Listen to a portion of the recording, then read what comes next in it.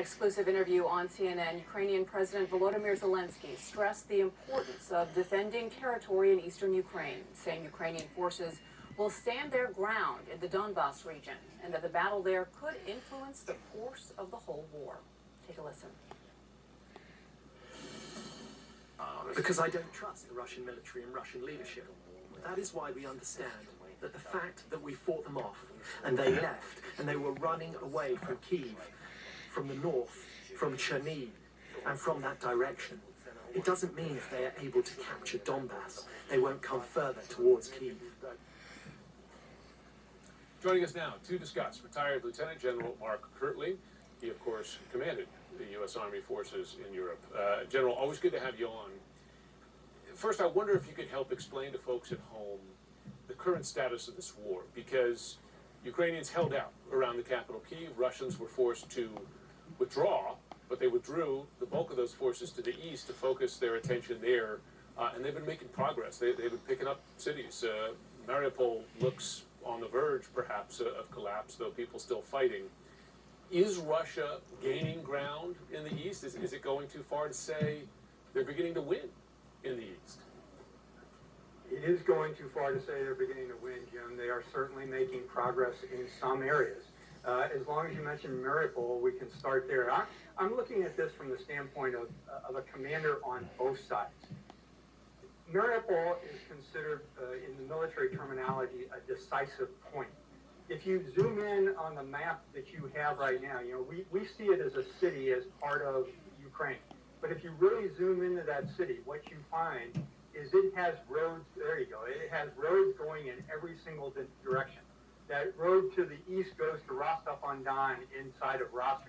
The roads to the north and northeast go to Luhansk and Donetsk. The roads to the northwest go to Zaporizhia, and the roads to the south go down to the port city of Berdyansk. This is considered a critical logistics hub. It not only has roads, but it also has railroads, and it has ports. As I mentioned to you before, Jim, this is the next phase of the war is going to be a fight for logistics on both sides. So Mariupol is a critically important city in the eastern region because that's the one they've all been fighting. Both sides have been fighting on. One to control the roads, the other to prevent the control of the roads. When you go to the north, as Ben Wiedemann just talked about, Kramatorsk is an important city too.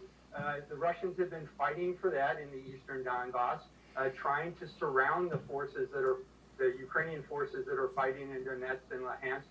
But having said that, the Russians have again extended their lines of communication, their supply lines from the north.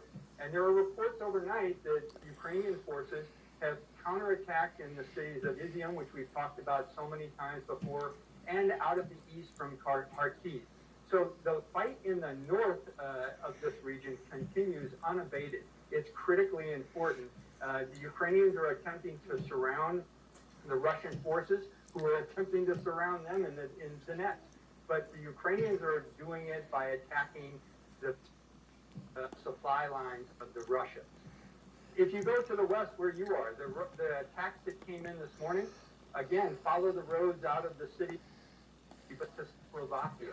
The Russian railroads coming in from those two cities, and you just mentioned that the strike was near a railroad. Of course it was, because they're attempting to interdict the supply lines of NATO coming in with the much-needed equipment the Ukrainian has. So again, this is not only a fight of force against force, counterattack against counterattack, but this is going to continue to be a fight in the next few weeks against logistics train, because both sides realize if they can cut the other side's logistics, they can potentially win. And as both sides prepare for tougher combat in the weeks ahead, are you satisfied with the scale of weapons now being shipped from the U.S. and Western allies and the speed with which they can get to the Ukrainians? It's going to be the tough part, Deanna. That is going to be the $1,000 question. Can they get the equipment that has been promised to the frontline troops? Remember, we talked about the size of Ukraine. From the Polish border to the eastern front is about 700 miles. So even though it looks like a small map, that's a huge piece of territory. You not only have to get it from point to point, but you have to spread it across the front line of the battlefield. And that eastern area where the main fighting is going to occur from north to south is about 250 miles. So, you know, you're talking about the physics and the math of combat in this case. Can Russia resupply their forces? They have shown failure in their resupply. Can NATO and Ukraine get resupplies that long distance in order to blunt the Russian offense? I believe they can.